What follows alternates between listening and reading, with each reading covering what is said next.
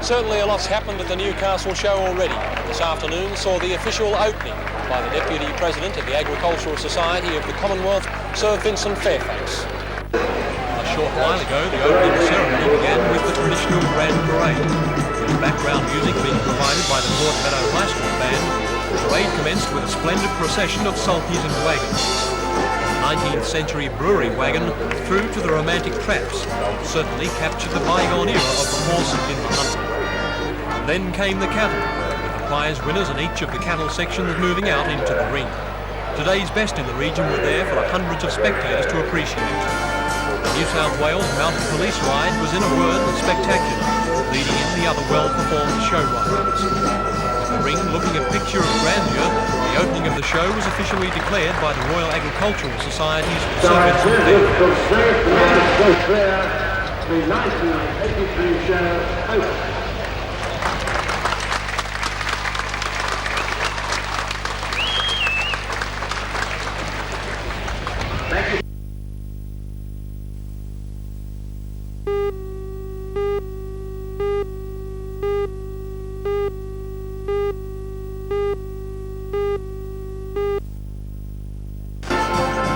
Background music being provided by the Broadmeadow High School band, the opening ceremony began with a splendid procession of sulkies and wagons. With the 19th century brewery wagon through to the romantic traps, it certainly captured the bygone era of the horse in the hunter. Then came the traditional parade into the ring, the prize winners in the cattle and horse sections of the show. Mounted Police and Army adding a touch of uniformed grandeur. The show was officially opened by the Royal Agricultural Society's Sir Vincent Fairfax. Mr. President, that I declare the 1983 show open.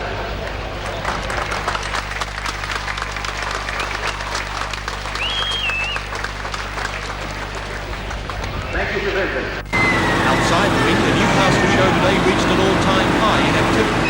The show holiday attracting thousands of school children. Fantastic afternoon out here at the Newcastle Showground.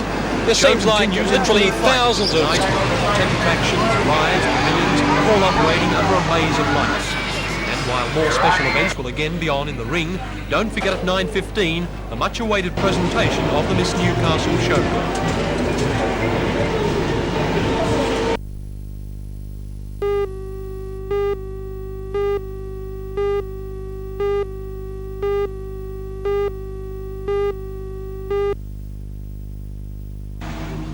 This is the modest Austin home in Katara, which over recent years Mrs. Austin, her husband and her own children have shared with some 35 other kiddies in desperate need of a family's love. Under an arrangement with the Department of Youth and Community Affairs, Mrs. Austin has taken in children for a night, a month and longer, because their own parents were unable to cope for one reason or another. She says providing a foster home has been a lot of work, but she's had the support of her whole family. We talked about it as a family and prayed about it and decided that this was the work that we could do.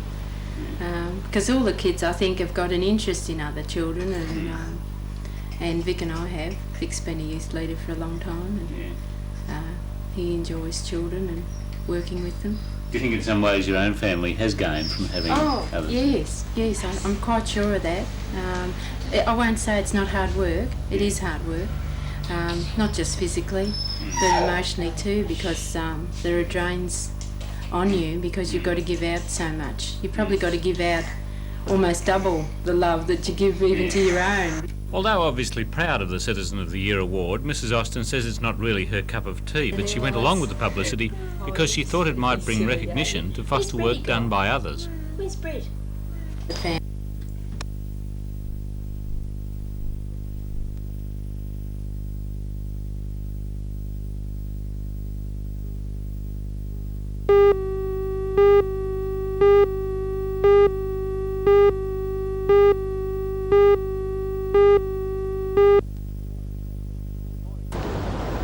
Good morning. Well, while it looks like being a fine day around Newcastle, it looks like there may be a little bit of rain in the rest of the state. It's cloudy out here this morning. It looks like being a nice day though, and we do have some small waves around the beaches for the board riders. The swell's dropped quite a lot.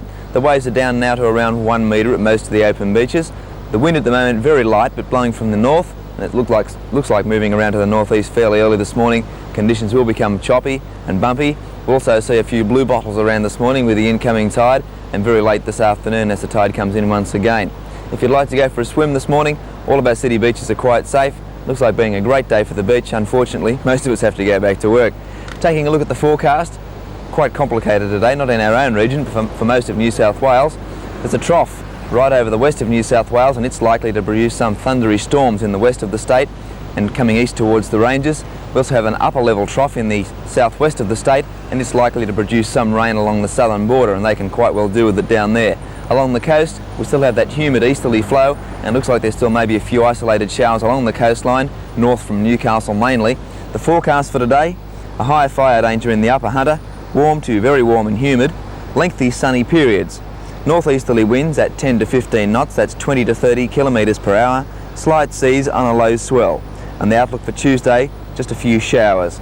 Newcastle today heading for a top of 28 degrees, Scone 32, and Taree heading for a top of 29. High tide this morning will be at 11 minutes past 10, 1.9 metres, and low tide at 4:43 this afternoon at 0.1 of a metre.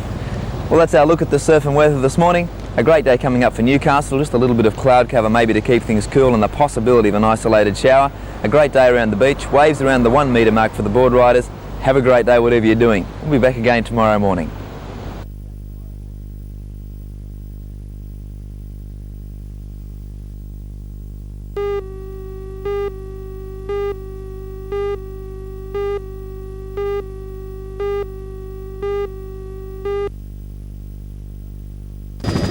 Today's announcement follows the deadline last Friday of the company's voluntary retrenchment offer. On January the 28th, the company offered almost 1,500 employees anything from a week to a week and a half pay for each year of service depending on their age. It was revealed this morning that a total of 498 employees had accepted the offer, 393 from wages staff and 105 from salaried workers. So, the big Australian in Newcastle is getting smaller. Due to the shortfall in the numbers who accepted the early retirement scheme, the company here has been forced to announce another 1,000 retrenchments. The shock is that those retrenchments will all be made before May the 6th, and that's a little over 2 months. The company says that future productivity depends on reaching a staff ceiling of around 6,000. The first retrenchments took place in April last year. At that time, the workforce stood at 10,797. Today, the workforce is 7,419 strong. So far, 3,378 jobs have been lost at the Newcastle plant. President of the Newcastle Chamber of Commerce, Clem Varley, says there's little doubt the retrenchments will have an effect on the local economy. Well, every job that's lost is a lost pay packet, and I suppose that really then flows on right through the community in terms of all sorts of jobs. We shouldn't lose sight of the fact, though, that Newcastle does have a fairly broad industrial base, with the mining and the power stations in the area, and the work at Tomago Aluminium, the further deepening of the harbour, and the projects that are going on in the harbour. I think at least we can say that we do have other work that's going on in the area, and of course Williamtown starting up will be a great demand on labour in the area. The plight of the steel industry has now become a political football. A Labor election promise is to maintain a primary steel industry in Australia. There have been no promises that the industry would be maintained in Newcastle. The Liberal government is waiting on the findings of an Industries Assistance Commission report due at the end of May before making any further commitments. This afternoon, Premier Rann called on the BHP to suspend the retrenchments. And I have asked BHP to suspend any action towards any retrenchments at the Newcastle Steelworks because Mr Hawker's already told BHP that an incoming federal Labor government would assure BHP a proportion of the domestic steel market consistent with its viability and effectiveness as a steel producing company. Therefore, since on any view of it, it's possible that there'll be a change of government on Saturday, it seems to me insensitive of BHP to be talking about putting off another 1,000 people when what they should be considering is entering into consultation and discussion with an incoming government for the purpose of restructuring the steel industry and retaining as many jobs as practicable.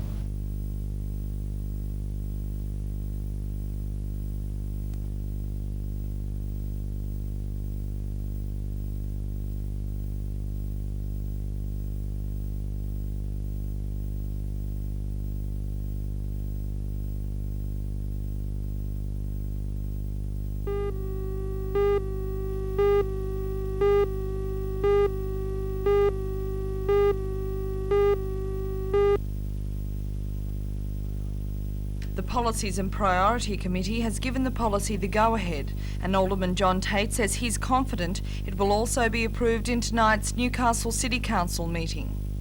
If the policy is adopted tomorrow night, it will mean that the load on the community for urban consolidation will be spread across Newcastle, not the situation that we've had whereby suburbs such as Merewether have had to bear the brunt of increased population density caused by flat development and home unit development. What about the developers themselves? How will the policy affect them? Well, the developers will benefit, I think, because they'll have the opportunity to seek out those places that are ripe for development, such as an old home that is not suitable for recycling.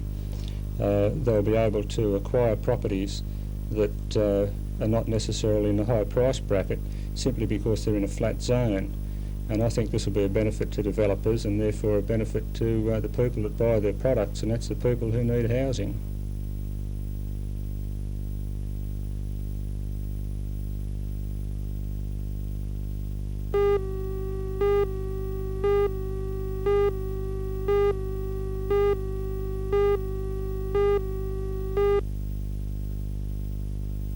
With present political advertising controls virtually non-existent, there's nothing illegal about this poster, but Don Bowman believes it should be against the law to use a party name, in this case Labor and LABOR, in a way that might mislead the voter.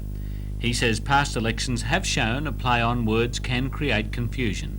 In the 1980 election, for example, quite a number of people voted for the Socialist Labor League candidate under the misapprehension that they were voting for the Labor candidate. Now, if they want to vote for X, Y or Z, great, but they were confused, and I think it was to a considerable extent because the Socialist Labor League had a misleading way of handing out pamphlets or how to vote tickets to people.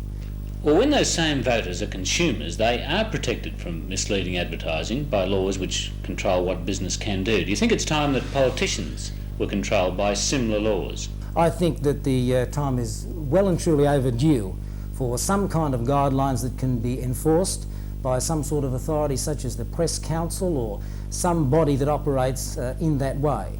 You couldn't have one person doing it, but I think that we can do better than we are getting at the moment.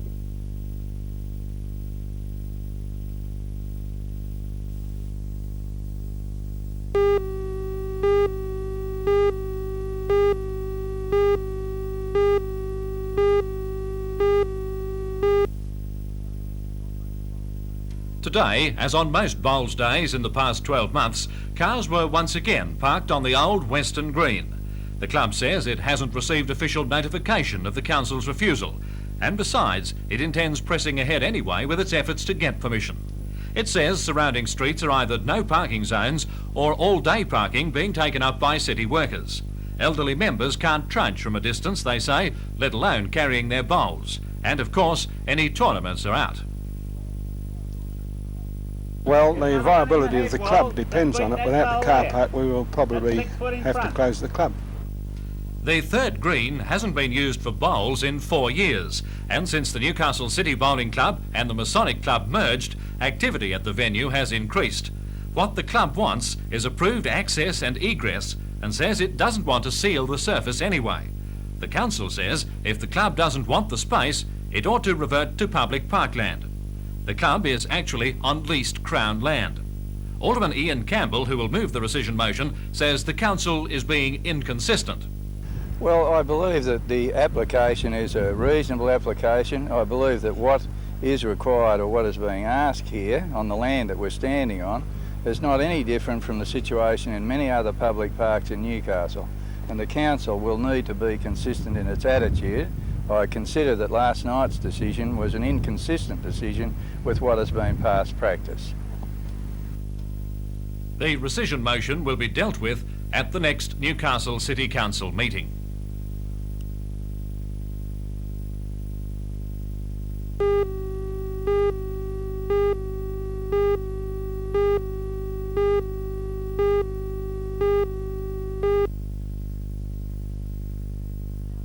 The unprecedented move was announced at a press gathering at the Rugby Union Club last night. The treasurer of the association, Mr Keith Hole, says the sponsorship will have a positive effect on the game in Newcastle.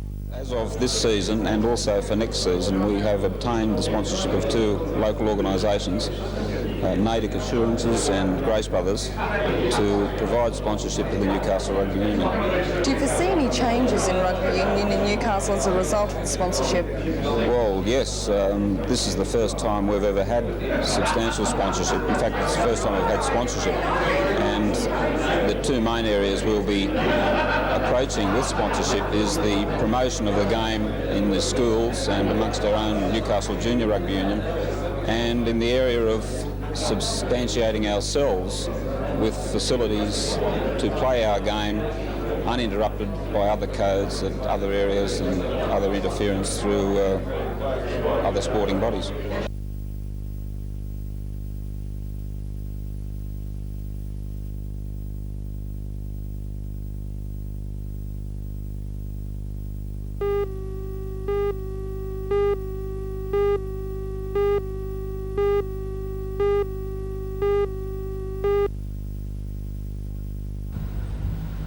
The Royal Newcastle Hospital is the largest recipient of the grants, with some $700,000 going towards improving the facilities. $70,000 will be spent on the purchase of heavy-duty X-ray equipment in the York Wing, and $63,000 has been allocated for the upgrading of the hospital's sterilising department. Other funds will be used for an ultrasound machine, structural repairs on the Irene Hall nursing home, and a daylight film processor. In other projects, $70,000 will be spent upgrading theatre facilities at the Western Suburbs Hospital, and at the Mater Hospital, $40,000 has been allocated to replace outdated equipment in the hospital's X-ray department. Other hospitals to receive grants are Allendale, Wallsend, Belmont, Morisset, the Newcastle Psychiatric Centre, and the Dudley and St Joseph's nursing homes.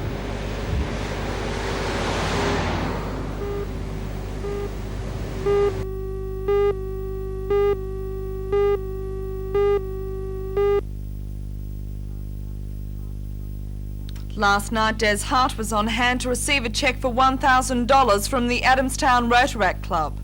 The 16-strong group had raised the money throughout the year by running various fundraising ventures, including the ever-popular money spinner, the Lamington Drive. President of the club, Debbie Cook, says the members feel the telethon is a worthwhile cause, and so they decided to donate the total amount raised in their community fund to the telethon.